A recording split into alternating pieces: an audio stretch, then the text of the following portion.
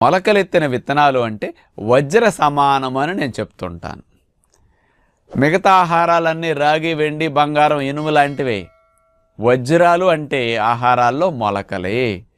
మొలకలకు సాటి పోటీ మరొక ఆహారం లేదని మీరు గ్రహించాలి. అలాంటి మొలకల్ని ఏ రకాలు తినాలి, ఎన్ని తినాలి అనే సందేహం వస్తుంది.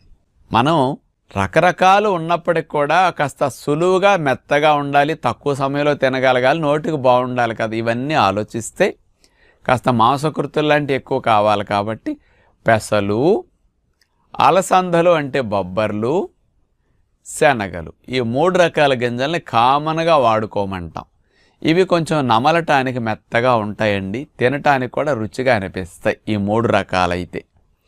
ఇతర రకాలు కొంచెం గ్యాస్ తక్కువ వచ్చే మొలకలు ఉంటాయి, కొన్ని విత్తనాలు ఉంటాయండి, అందులో ప్రోటీన్ తక్కువ ఉంటుంది.